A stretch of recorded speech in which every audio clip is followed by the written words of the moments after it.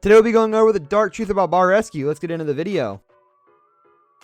Everyone knows how big of a Bar Rescue fan I am.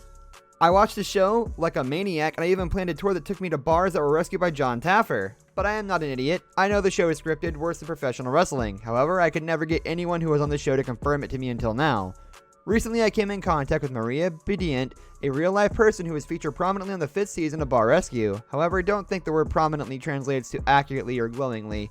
Her episode titled Emergency Exit portrayed Maria as an entitled, spoiled distraction who was sucking the life out of a bar called Murphy's Law in Reno. The show explained that Maria owned 40% of the bar while her ex-boyfriend also owned 40% and a third partner owned 20%.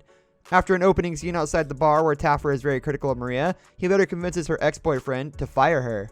The episode is your typical bar rescue storyline. After the bar is initially depicted as a business in complete disarray. The stress test is a disaster, the staff eventually comes together, the remodel is out of this world, the grand opening is a success, the credits explain that after a short period of time the sales of Money Bar went up 20%, but not so fast. Like I said, it doesn't take a reality TV guru to know that Bar Rescue is produced to attract viewers, not to tell the truth. Maria couldn't have made this more clear. How about we just start from the top? The opening of every show explains that the featured bar is ready to pull open the doors, bust out the books, and make a call to Bar Rescue for help. While Murphy's Law did end up pulling open the doors and busting out the books, it never made a call to the show. Believe it or not, Bar Rescue contracted various Reno area bars to gauge interest in appearing in an episode. The show dialed up Murphy's Law, and Maria says it was the worst decision they ever made to accept their offer to rescue the bar. The original call from Bar Rescue came in late September 2014.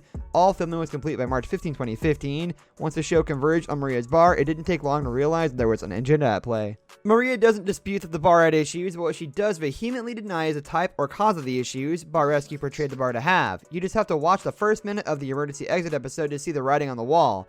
Maria is immediately labeled as a puppet master, and all the editing and sound bites of her from that point on paint a portrait of a toxic individual who is suddenly destroying a business. More on what this portrayal of Maria did to her later. At the start of the show, there is an epic meltdown by the owner who controlled the minority stake in the bar, Nelly. While the cameras rolled, Nelly decides to walk off his bar shift while hurtling expletives and flashing obscene gestures at Gary. The two men and Maria happen to take their disagreement out into the parking lot right at the same time that Jon Taffer exits its recon vehicle. A major confrontation takes place. The whole scene seemed, to put it nicely, less than spontaneous. This will be the theme throughout the entire filming. Maria explained to me that the main producer talked to all of Murphy's Law employees who appeared on the show separately. Roles were developed and certain behaviors encouraged. As for the smaller things that occur on a reality show to make a telling preconceived story easier, all employees were required to wear the same clothes throughout the filming. Also, just like what Bryden Vukosin told me about The Bachelorette, show producers had the Murphy's Law staff perform certain tasks and scenes over and over. Some of the manipulation was more damaging. The couple sent in as part of Taffer's surveillance operation definitely wasn't going inside to offer impartiality. Encouraged to showcase Murphy's Law as an incompetent hellhole, they did just that. Interestingly enough, the couple, Kevin and Brittany, eventually apologized to Gary and Maria for purposely making their business look bad. Of course, how can you blame them? The show told them to do something, so how do you say no? Anyway, this individual story ends well, as now Kevin and Brittany are regular Murphy's Law patrons and friends with Gary and Maria. Another tough part of the bar rescue experience for Murphy's Law was that the hands of the owners were tied. In the show, there is an infamous part where Maria is sitting at the bar gambling and hanging out. A clock appears on the screen that shows the length of her activity. The truth is, she couldn't do anything else. The show specifically told her not to help out with any bar operations, a tough task for someone who is used to significantly assisting. This is a theme you see throughout all the Bar Rescue episodes, so maybe now you won't think all those bar owners are actually that lazy. Maria credits the Bar Rescue personnel for being nice and helpful up front, but it soon became hard to accept it as genuine.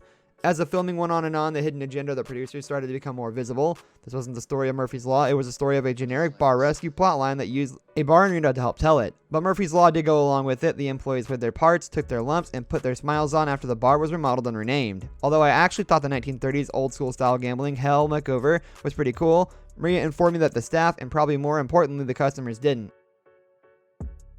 That's going to do it for today's video. Hope you guys enjoyed it. Hit like if you did. And don't forget to subscribe to our channel so you don't miss out on any of our videos in the future. I'll catch you next time. Goodbye.